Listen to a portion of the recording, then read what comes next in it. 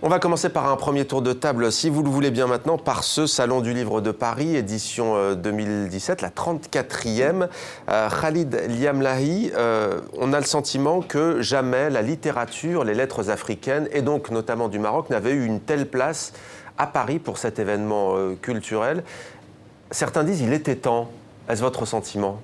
Tout à fait. Je pense que la littérature marocaine est une grande littérature, maghrébine et africaine également. Et je pense effectivement que le fait que le Maroc soit le pays invité cette année, je pense que c'est justice rendue finalement à cette littérature marocaine qui est riche, diversifiée, plurilingue. Et je pense effectivement qu'avec le contexte effectivement du retour du Maroc, puisque vous parlez de lettres d'Afrique, le retour du Maroc au sein de l'Union africaine, je pense qu'aujourd'hui, le fait que le pavillon du Maroc soit très proche également du pavillon lettres d'Afrique, et en l'occurrence en ce qui me concerne, je suis particulièrement heureux et honoré d'être présent à la fois sur le pavillon lettres d'Afrique et sur le pavillon du Maroc. Donc je pense effectivement c'est vraiment une bonne chose et voilà, et je pense qu'il faut qu'il y ait d'autres occasions de parler et de présenter, pour parler et présenter la littérature marocaine. Littérature marocaine francophone, Maïdo, Ami Sultan, Santos Ospir, vous l'avez écrit en langue française. Diriez-vous qu'il y a un effet Leila Slimani, prix Goncourt 2016? Non, je pense pas. Je pense que le Maroc, sans ou Leila Slimani, serait aussi mise à l'honneur cette année.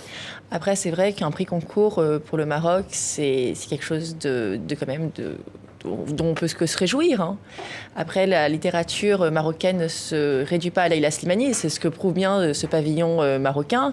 Il y a Tahar Ben Jelloun, il y a Fouad Laroui, il y a Maï Bin Bin, il y a donc Ali des connus et des moins connus, c'est vrai, c'est ce qui fait la richesse aussi de ce salon.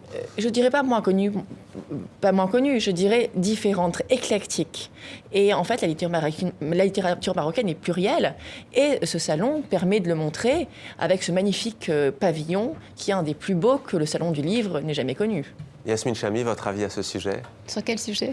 Celui qu'on évoque, la place de la littérature des lettres marocaines, des lettres maghrébines, africaines également. C'est vrai qu'on a le sentiment que parfois elles sont cantonnées. On le voit aussi dans les librairies, d'ailleurs, on le voit dans les grandes librairies. Là, en l'occurrence, c'est une force de voir une telle place faite à la littérature francophone, maghrébine et africaine à ce salon.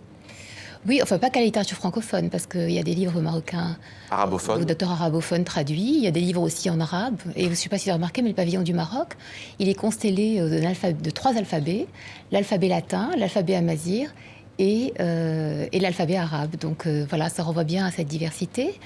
Et puis par ailleurs, bon, c'est un peu normal que, enfin, disons que la littérature marocaine a quand même souffert, il faut quand même le rappeler, d'une période un peu difficile dans l'histoire du Maroc contemporain, entre les années 70 et les années 2000, où quand même de nombreux auteurs marocains se sont exilés et ont choisi de vivre ailleurs parce que c'était très difficile de s'exprimer à ce moment-là au Maroc. Et donc il faut le rappeler, hein, on a de très très grands écrivains. Je rends hommage à Labi, hein, qui est pour nous tous un maître.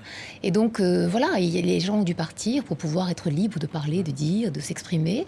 Et aujourd'hui, ce qui est absolument magnifique, c'est effectivement, il y a une espèce de floraison d'une nouvelle génération d'auteurs qui s'expriment, que ce soit en arabe ou en français ou en berbère.